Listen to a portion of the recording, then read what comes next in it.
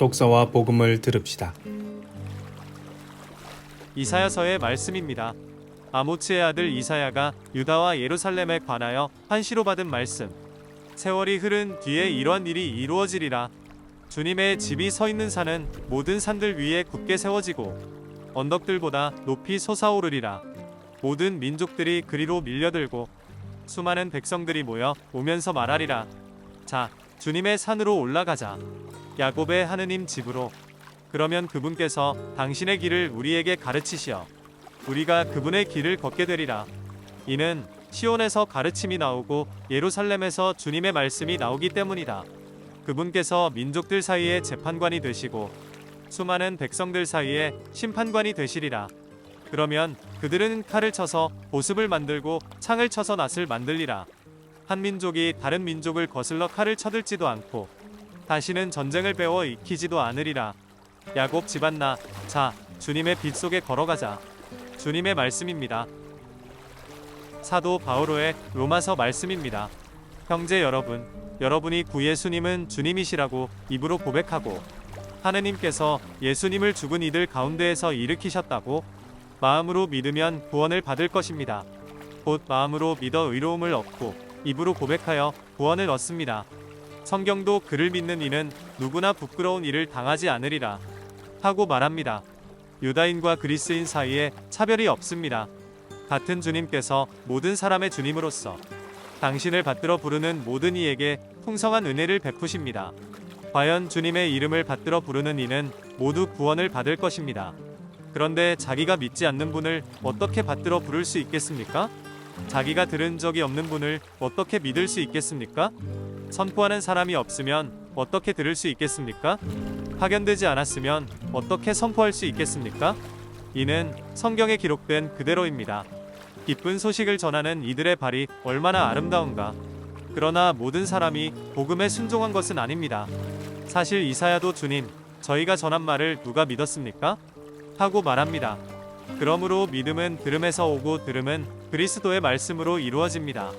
그러나 나는 묻습니다. 그들이 들은 적이 없다는 것입니까? 물론 들었습니다. 그들의 소리는 온 땅으로, 그들의 말은 누리 끝까지 퍼져나갔다. 주님의 말씀입니다. 마테오가 전한 거룩한 복음입니다. 그때의 11 제자는 갈릴레아로 떠나 예수님께서 분부하신 산으로 갔다. 그들은 예수님을 뵙고 엎드려 경배하였다. 그러나 더러는 의심하였다. 예수님께서는 그들에게 다가가 이르셨다. 나는 하늘과 땅의 모든 권한을 받았다.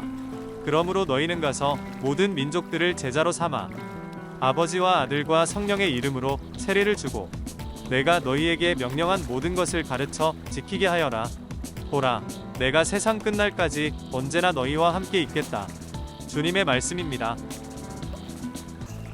강론 말씀을 들읍시다. 오늘은 전교주일입니다. 매일 미사 책에 이렇게 설명되어 있습니다. 교회는 전교 사업에 종사하는 선교사와 전교 지역의 교회를 돕고자 1926년부터 해마다 10월 마지막 주일에 앞주일을 전교주일로 정하여 신자들에게 교회 본연의 사명인 선교에 대한 의식을 일깨우며 특별 헌금을 통해 전 세계 전교 지역의 교회를 돕습니다. 신자들에게 선교에 대한 의식을 일깨우기 위한 날이라는데 오늘 복음은 마테오 복음의 마지막 구절입니다.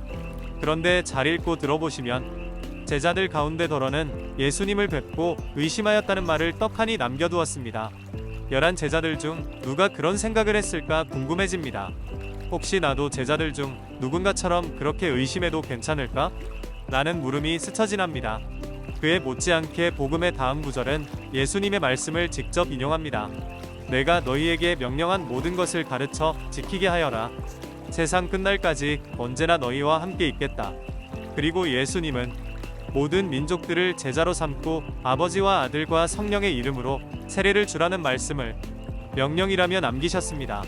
모든 민족들을 제자로 삼아 세례를 베풀기 위해서는 확신이 있어야 하는데 우선 의심이 드는 것을 어떻게 잡아야 할까요?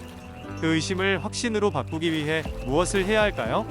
이 독서에서 믿음은 들음에서 오고 들음은 그리스도의 말씀으로 이루어진다 하였습니다. 우리가 주님의 말씀을 읽고 듣지만 그것을 의심으로만 남겨두게 됩니다. 믿음으로 넘어가지 못합니다. 의심. 그것을 떨쳐버리기 위한 행동을 하십시오. 미사를 준비하십시오.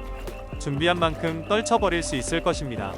헐레벌떡 들어와 앉았다가 구경하고 가는 미사가 아니라 참리하여 주님과 하나 되기 위해 노력하십시오. 주님 영광 받으소서.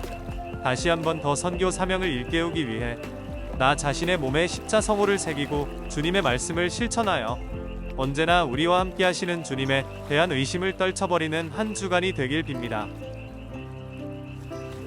독서와 복음 그리고 강론을 들어주셔서 감사합니다.